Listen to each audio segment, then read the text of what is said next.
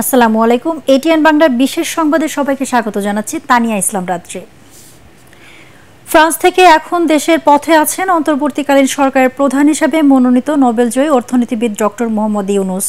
দুপুর 2:10 ঢাকায় পৌঁছাবেন তিনি।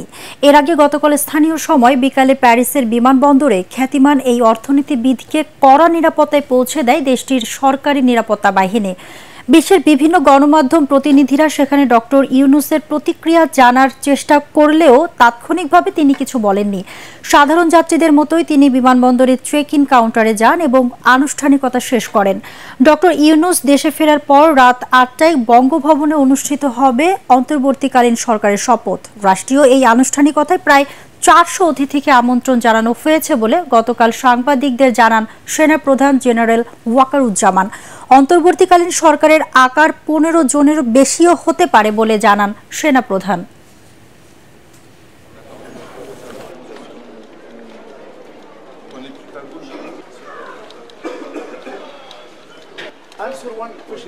প্রস্তাব ছিল বিকালে করার, বিকালে খুব টাইট হয়ে যেতে পারে, কিন্তু উনি 2:10 দিকে হয়তো এখানে আসবেন। এটা মেবি ভেরি টাইট। আমরা হয়তো তাইলে রাত্রেবেলা রাত 8টার দিকে করতে পারি।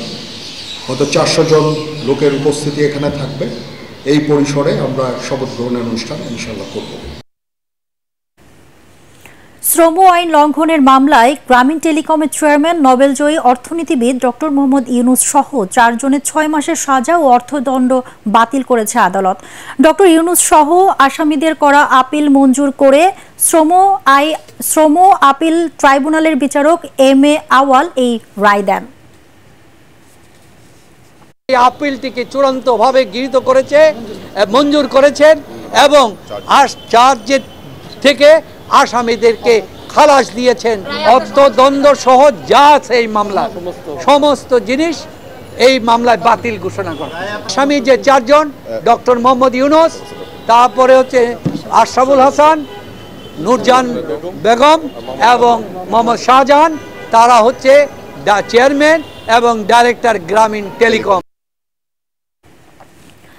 আজ সকালের মধ্যেই প্রধান বিচারপতি সহ সব বিচারপতিদের স্বেচ্ছায় পদত্যাগ করার দাবি জানিয়েছে বৈষম্য বিরোধী ছাত্র আন্দোলন। রাতে এক অনলাইন বার্তায় আন্দোলনের অন্যতম সমন্বয়ক আসিফ মাহমুদ জানান, বিচার বিভাগে এখনও ফ্যাসিবাদী ব্যবস্থার শরিক বিচারপতিদের বিচরণ রয়েছে। যারা প্রতিনিয়ত আদালতের নামে টালবাহানা করে এসেছে তারা এখন ছাত্র জনতার মহান অর্জনকে ব্যাহত করার ষড়যন্ত্র করছে। ফলে সকালের মধ্যে যদি প্রধান বিচারপতি সহ সব বিচারপতি পদত্যাগ না করেন তাহলে কঠোর কর্মসূচিতে যাওয়ার হুঁশিয়ারি দেন আসিফ মাহমুদ।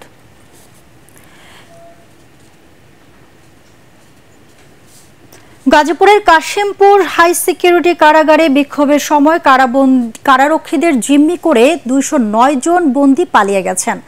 বন্দীদের পালানো ঠেকাতে গুলি ছুড়েছেন কারারক্ষীরা। এতে 6 জন নিহত হয়েছেন। এদের মধ্যে 3 জন জঙ্গি রয়েছেন বলে কারাগার সূত্রে জানা গেছে। কাশিমপুর হাই সিকিউরিটি কেন্দ্রীয় কারাগারের সুপার সুব্রত কুমার বালা গণমাধ্যমকে জানান, মঙ্গলবার দুপুর 12টা থেকে কারাগারে জঙ্গি ও কিছু সাধারণ বন্দীরা মুক্তির দাবিতে বিক্ষোভ ও বিদ্রোহ শুরু করে। এ সময় অনেক বন্দী ভেতরে থাকা মই ব্যবহার করে ও দেয়াল ভেঙে যে যেভাবে পেরেছেন পালিয়ে যাওয়ার চেষ্টা করেন। কারারক্ষীরা নিয়ন্ত্রণ করার চেষ্টা করে ব্যর্থ হন। খবর দেওয়া হলে ঢাকা থেকে হেলিকপ্টারে সেনাবাহিনীর কয়েকটি দল কারাগারে পৌঁছায়। পরে কারারক্ষীরা নিরাপত্তার স্বার্থে গুলি ছোড়েন। সকাল থেকে কাশিমপুর কারাগারে সেনাবাহিনীর অতিরিক্ত সদস্য মোতায়েন রয়েছে। লুটেরা ও ডাকাত আতঙ্কে নির্ঘুম রাত কাটাচ্ছেন রাজধানীবাসী। ঘণ্টায় ঘণ্টায় ছড়িয়ে পড়ছেন নানা গুজব। পাড়ায় পাড়ায় নিজেরাই পাহারা বসিয়েছেন বাসিন্দারা। মসজিদে মসজিদে মাইকিং করে সবাইকে সজাগ সতর্ক থাকতে বলা হচ্ছে। এরই মধ্যে মোহাম্মদপুরের বসিলা, চন্দ্রিমা উদ্যান হাউজিং, উত্তরা ও মিরপুর এলাকায় ধাওয়া করে কয়েকজন ডাকাতকে আটকের পর সেনাবাহিনীর টহল টিমের কাছে হস্তান্তর করা হয়। মাজহারুল হক মহজেরের রিপোর্ট। ডাকাতি করে কয়েকজন পালাচ্ছে এমন খবরে মুহূর্তেই কয়েকশো এলাকাবাসী ঘিরে ফেলে মোহাম্মদপুরের চন্দ্রিমা উদ্যান হাউজিংয়ের কাঁচা বাজার। দাবড়ে ধরে ফেলা হয় 2 জনকে।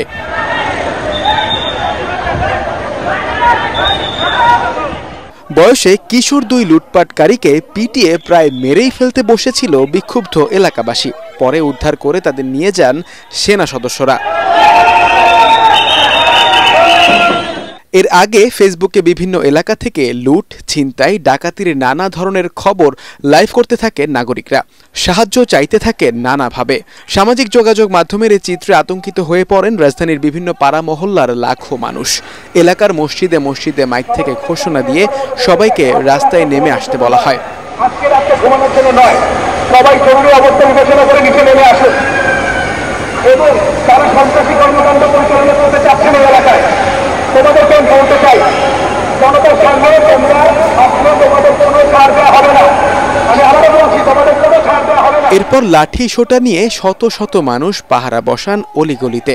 রাস্তা ঘুরে ঘুরে সন্ত্রাসী লুটেরা বিরোধী নানা ধরনের স্লোগানও দেন তারা।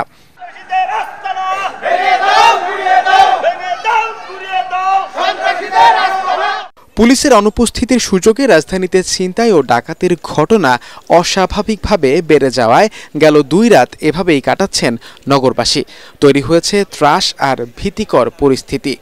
রাতভর জেগে নিজেরা নিরাপত্তা দিচ্ছেন, প্রয়োজনে সেনাবাহিনীকেও খবর দিচ্ছেন।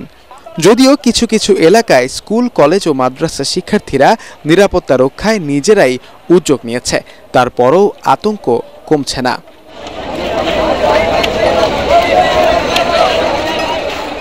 আমাদের এখানে পেছনের গেট থেকে এবং গেটের বাইরে অলরেডি ডাকাত আক্রমণ করেছে।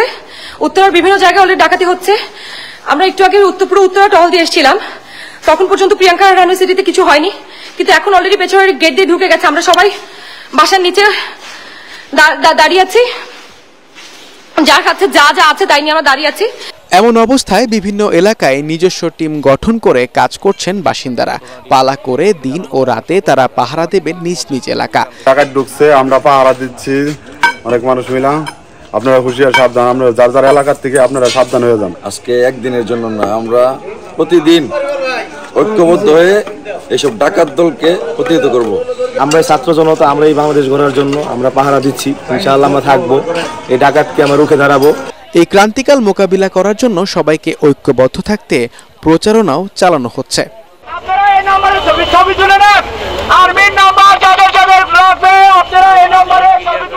মাসহারুল হক মুহাজির, এটিএন বাংলা, ঢাকা। 24 ঘন্টার মধ্যে পুলিশ সদস্যদের কর্মস্থলে যোগদানের নির্দেশ দিয়েছেন নতুন আইজিপি মোহাম্মদ মইনুল ইসলাম। পুলিশ সদর দপ্তরের সংবাদ সম্মেলনে তিনি জানান, জননিরাপত্তার বিষয়টি মাথায় রেখে আইন শৃঙ্খলা ফিরিয়ে আনতে বদ্ধপরিকর পুলিশ। এক্ষেত্রে সবার সহযোগিতা চান তিনি।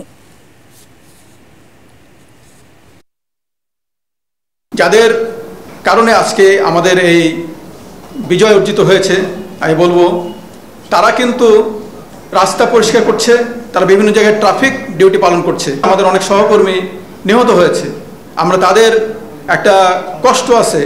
আফটার অল তারা তো মাঠে কাজ করেছে। আমরা যতই বলি যে আমাদের এখানে চেইন অফ কমান্ড অথবা আমাদের কিছু অপারেশনাল ভুল ত্রুটি, আমরা সেটাও স্বীকার করি। সেগুলি নিয়েই কিন্তু আমরা ডিব্রিফিং করা, আমরা অ্যানালাইসিস করা, আমরা পরবর্তী ব্যবস্থা গ্রহণ করা, সব কিছু আমরা করবো ইনশাল্লাহ। দুর্বৃত্তরা যেন দেশের সাম্প্রদায়িক সম্প্রীতি বিনষ্ট বা রাষ্ট্রীয় সম্পদ ধ্বংস করতে না পারে, তা আমাদেরকে নিশ্চিত করতে হবে। দেশ আমাদের, দেশের সম্পদও আমাদের। নিজে সতর্ক থাকুন, অন্যকে সচেতন করুন। দর্শক, পরবর্তী সংবাদ দেখার আমন্ত্রণ জানিয়ে এখনকার মতো শেষ করছি। এটিএন বাংলা সংবাদ ইউটিউবে দেখতে ব্রাউজ করুন, youtube/ATN বাংলা নিউজ। ধন্যবাদ সবাইকে।